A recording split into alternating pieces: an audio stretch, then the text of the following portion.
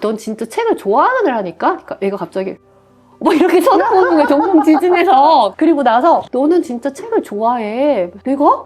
야, 너처럼 2학년에 그 정도로 책 읽는 애들이 많지 않아. 어쨌든 너 독서 타임을 지키려고 하고 이 책도 읽었잖아. 그래서 또 세뇌를 시키는 거죠. 내가 또 읽고 있었다. 그랬더니 얘가 아무 말 안 하는 거예요. 그러더니 이제 몇 분 후에 책을 가지고 와가지고 알았어, 독서 타임 할게. 이제 읽는 거죠. 근데 독서 타임 할 때 또 중요한 거는 옆에서 저도 책을 같이 읽어야 되거든요. 근데 이게 저도 책을 읽는 사람이고 글을 쓰는 사람인데 요즘에 진짜 30분 집중하기가 힘들어요. 특히 핸드폰 안 보고 아이가 옆에서 책을 읽고 있으니까 저도 30분간 군말 안 하고 제 책을 읽고 집중을 하는 게 쉽지가 않아요. 그래서 책을 읽겠다라는 정체성은 어쨌든 오랜 시간 동안 같이 책을 읽는 습관, 책을 읽는 시간, 아이가 저항하고 반항하고 엄마는 자책하고 다짐하고 이런 시간을 통해서 탄생을 하는 거지만 이제 거기 안에서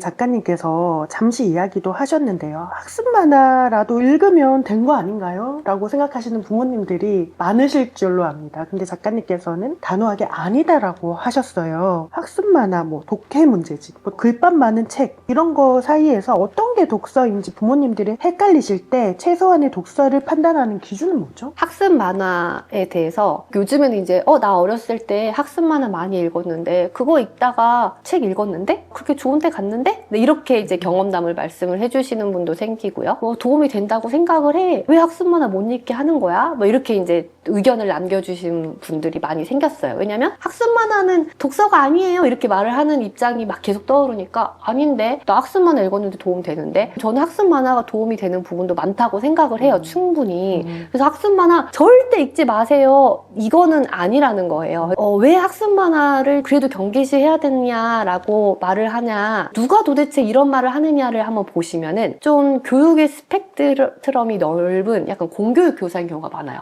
왜냐면 잘하는 사람만 가르친다거나 하면은 잘하는 친구들은 학습 만화를 읽으면서 지식 코너 이렇게 막 깨알같이 나온 부분도 다 읽고요. 읽다가 관심이 생겨서 그 다음 글밥 읽는 책으로 넘어가고 하는 게 돼요. 그 애들만 보면서 야, 학습 만화 도움이 되잖아. 이렇게 하면 안 된다는 거예요. 왜냐면 우리가 이제 보는 친구들은 이렇게 넓어가지고 여기 밑에서 독서로 허석허석 책을 어떻게 읽어야 될지도 모르고 이러다가 그냥 만화책을 꺼내가지고 선생님이 책 읽으라고 하니까 만화책 읽고 그냥 웃긴 장면만 대충 키득키득하고 다 봤다 하는 친구들을 너무 많이 본 거예요. 거기 나와 있는 게 지식 코너라든지 이런 설명은 안 보고 넘어가고 학습 만화가 아니라 진짜 이제 만화책으로 웃긴 장면만 찾아서 보는 거예요. 그리고 이제 자기들끼리 모여가지고 막 키득키득 웃으면서 막 이렇게 하고 있고 그리고 이 친구들이 자기가 알아서 그 만화책을 보다가 글밥 있는 책, 지식정보책으로 넘어가겠느냐? 절대 못 넘어간다라는 거예요. 절대 자연스럽게 넘어가는 걸 본 적이 없어요. 그러니까 학습 만화만 보면 안 돼요 라고 주구장창 선생님들이 말을 하는 거예요. 잘하는 친구들은 그냥 학습 만화 보다가 자연스럽게 넘어가죠. 근데 아닌 친구들이 너무 많다는 거예요. 그래서 우리가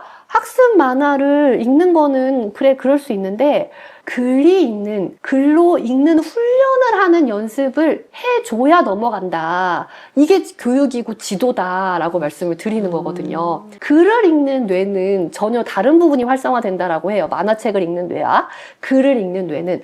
그러면은 글을 읽는 뇌를 자극을 계속 시켜줘야 되는 거잖아요. 그림이 많을 수도 있지만 글 자체를 읽어나가야 된다라는 거예요. 독해 문제집으로 훈련을 하면 되잖아요. 독해 문제집으로 할 수 있어요. 정말 책을 안 읽으면 독해 문제집으로 훈련을 하다가 넘어갈 수도 있고 방법이 될 수 있거든요. 근데 우리가 생각을 해보면 학창시절에 초등학교 때도 그렇고 중학교 때도 그렇고 책을 읽다가 진짜 밤새거나 눈물을 흘리거나 한 기억들이 있거든요. 그 해리포터 책도 그렇고 도저히 끝낼 수가 없고 너무 슬퍼가지고 몽실언 읽다가 초등학교 때 막 울고 그랬거든요. 도저히 끝낼 수가 없어. 그 다음 장면이 뭐지? 이렇게 읽은 경험을 책을 읽다가 하지만 독해 문제집을 풀면서 너무 재밌어서 나 다음 또 풀 거야 라는 그런 경험은 할 수가 없죠. 네. 그래서 독해 문제집은 수렴의 과정이에요. 정답을 찾는 수렴의 과정이고 책을 읽는 거는 확장 발산의 과정이에요. 확산하고 발산하고 하는 거를 초등 때 최대한 많이 해보시라. 그래서 체험도 하고 책도 읽고 하는 거를 시간이 많은 초등 때에 하세요 라고 말씀을 드리는 거거든요.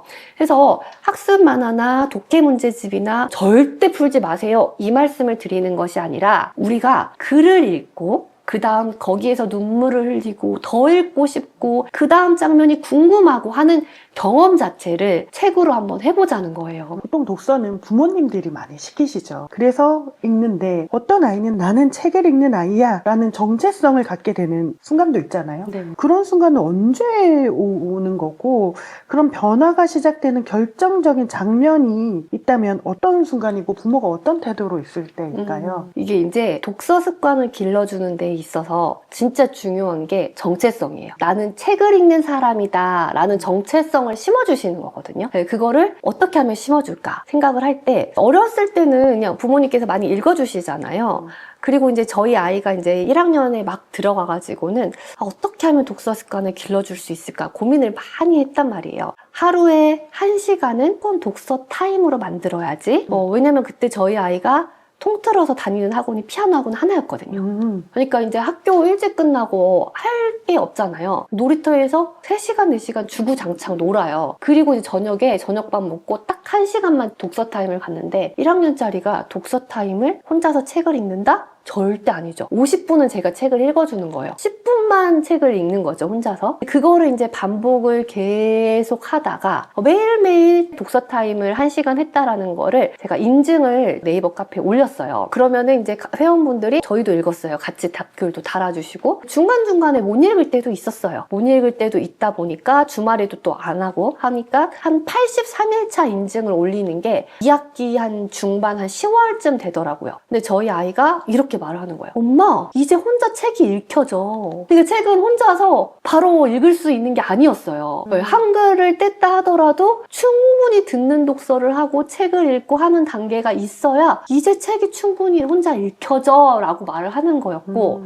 그 다음에 이제 그때 우리 아이가 쾌걸조롤이라는 책을 처음 이제 만났거든요. 약간 글밥이 있으면서 약간 두꺼운 책이에요. 그리고 시리즈물이어가지고 권수를 막 채울 수 있는 책이에요. 그 책을 이제 처음으로 한 권을 다 읽고 나서 엄마, 내가 이 책을 다 읽었어! 엄청나게 뿌듯해 하더라고요. 그러면서 이제 제가 진짜?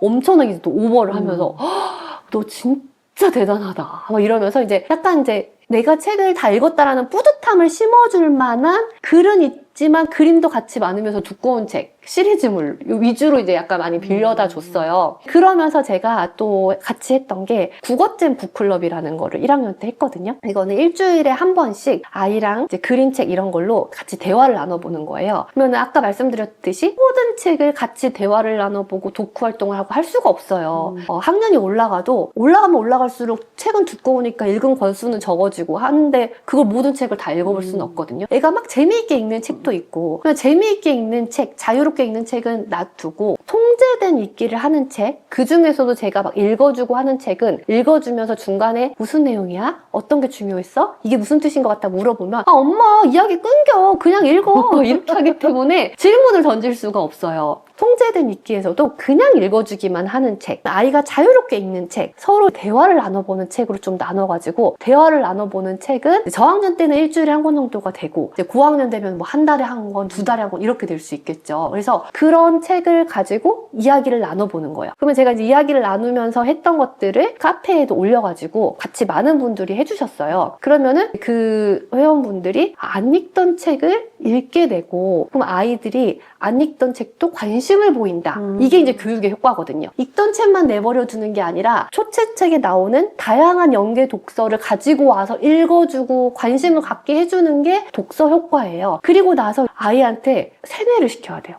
너는 진짜 책을 좋아하는 애다. 이렇게 안 읽어본 책도 읽어보고 이렇게 두꺼운 책도 읽어보고 자꾸 세뇌를 시켜야 되거든요. 저도 까먹어요. 저도 이제 애가 요즘에 하도 책을 또 한참 읽다가 안 읽어가지고 왜 이렇게 책을 안 읽어? 하고 한 이틀 전에 말을 했어요. 근데 이제 애가 자기도 요즘 안 읽은 것 같으니까 별 반응을 안 하고 엄마가 잔소리 하나보다 듣고 있더라고요. 그러다가 이제 제가 어제 인터뷰를 또 다시 준비를 하면서 이 내용을 본 거예요. 의식적으로 자꾸 생각을 해야 돼요. 그러면서 내가 요즘에 좀 세뇌가 약했네? 이렇게 생각을 하면서 제가 이제 애한테 넌 진짜 책을 좋아하는 애다 라고 이제 의식적으로 말했어요. 가식적이죠. 그때가 어떤 때였냐면은 야 오늘 독서 타임 해야지 숙제처럼 또 강요를 하고 있는 그런 때 오늘 독서 타임 안 했잖아 해야지. 근데 애가 하기 싫어가지고 계속 큐브 만지작거리면서 막 미루고 있는 타임이었어요. 몇 시부터 읽을 거야? 계속 이제 말을 하고 있는 중에 이제 막 인터뷰를 준비하다가 이렇게 하면서 넌 진짜 책을 좋아하는 애라니까? 그러니까 애가 갑자기 뭐 이렇게 쳐다보는 거예요. 동공 지진해서. 그리고 나서 너는 진짜 책을 좋아해. 내가? 이래요. 야 너처럼 2학년에 그 정도로 책 읽는 애들이 많지 않아. 어쨌든 너 독서 타임을 지키려고 하고 이 책도 읽었잖아. 그래서 또 세뇌를 시키는 거죠. 내가 또 읽고 있었다. 그랬더니 얘가 아무 말 안 하는 거예요. 그러더니 이제 몇 분 후에 책을 가지고 와가지고 알았어 독서 타임 할게. 이제 읽는 거죠. 근데 독서 타임 할 때 또 중요한 거는 옆에서 저도 책을 같이 읽어야 되거든요. 근데 이게 저도 책을 읽는 사람이고 글을 쓰는 사람인데 요즘에 진짜 30분 집중하기가 힘들어요. 특히 핸드폰 안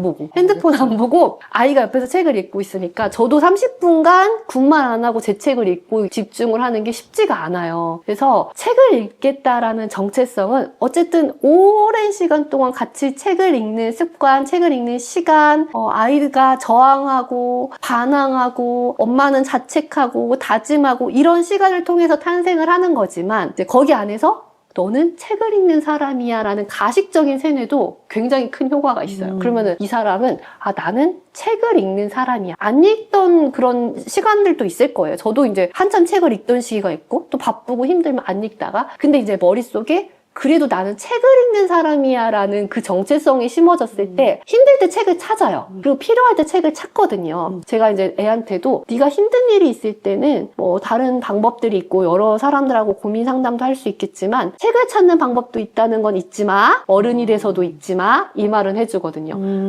네가 책에서 방법을 찾을 수도 있고 못 찾을 수도 있어. 근데 책도 하나의 방법이라는 건 잊지 마. 그러니까 이게 책이라는 정체성을 심어주고 싶은 그런 엄마의 마음이거든요. 가식적으로 책뿐만이 아니라 유튜브 보다가도 딱 껐을 때도 넌 역시 절제력 있는 사람이야. 애가 이제 또 눈 동그래가지고 내가? 너는 어쨌든 하고 싶은 거를 참고 껐다는 것 자체가 중요한 거야. 이렇게 이제 말을 하고 하기 싫다고 온갖 짜증을 내면서 이제 갈등 속에서 할 일을 딱 끝냈을 때도 넌 역시 끝까지 끝낼 수 있는 사람이야 라고 말을 했을 때 애가 눈을 동그랗게 뜨지만 이게 세뇌가 돼요. 그래서 자기가 이제 자기 입으로 말해요. 요즘에는 난 어쨌든 끝까지 끝내는 사람이잖아. 저는 생각을 하죠. 세뇌가 잘 통했다. 네. 네. 그래서 이제 애가 나는 끝까지 할 수 있는 사람이고 어려울 때 책을 찾는 사람이고 정체성으로 심어지는 거죠. 그래서 이거는 시간도 많이 들여야 되고 정말 그 행동 자체를 해야 되고 또 한 스푼 보호자분의 세뇌 들어간다면 같이 이제 정체성을 만들어가는 거예요. 초초책의 메시지를 한 문장으로 압축을 하자면 초등 6년의 독서력은 중고등학교에서 결국 격차를 만든다라는 건데요. 부모님들이 이제 이 책의 마지막 장을 덮을 때 불안 대신 확신을 가지려면 책 안에서 어떤 문장을 붙들고 이제 아이들에게 책을 읽히셔야 될까요? 고민이 돼요. 어떤 거를 붙들어야 될까.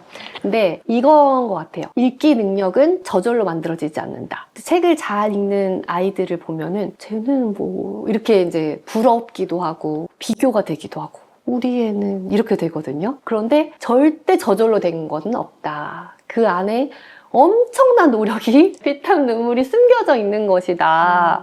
초등학교의 목표는 책이라는 것을 정체성으로 만드는 중학교, 고등학교에 가서 아무리 바쁜 시기에도요 공부를 잘하는 친구들 책 읽어요. 고등학교 때도요 입시 막 바빠도요 수능 만점자 인터뷰 보면은 다 책 읽었거든요. 그리고 이제 공부를 잘하는 친구들 그 친구들도 다 책을 읽었더라고요. 저보다 훨씬 잘하는 친구들. 힘들 때 책을 찾으면서 읽는 거 그리고 내가 쉴 때 또 읽는 거 이런 게 되더라고요. 공부가 아니라 휴식이 되는. 당연히 책을 읽으면서 뭐 배경 지식도 생기고 수능 문제풀이에도 유리하고 하지만 또 내가 불안을 조절을 할 수 있는 방법이 되기도 하고 하기 때문에 그 정체성을 초등 때 만드는 거예요. 그래서 저절로 생기지 않고 정말 많은 피땀 눈물이 필요하지만 저절로 생기지 않는 읽기 능력과 초격차를 낼 수 있는 독서 습관을 초등 때에 시간을 하루에 30분만 내자. 어려운 것도 아니고 30분만 내고 그 다음에 이제 그때 책 읽어라고 하지 않고 책 읽기의 심리적인 장벽을 조금이라도 낮춰주기 위해서 그러면은 앞에 부분 10분만 읽어줄까? 5분만 읽어줄까? 이렇게 하시면 조금 더 독서 타임 시작하기가 편하실 거예요. 지금 이 인터뷰를 다 보시고 머릿속에는 하루에 30분 독서 타임을 무조건 빼놓자. 그리고 시작할 때 5분만이라도 읽어주고 바톤을 넘겨주자. 요거 두 개만 생각을 해보시면 좋을 것 같아요.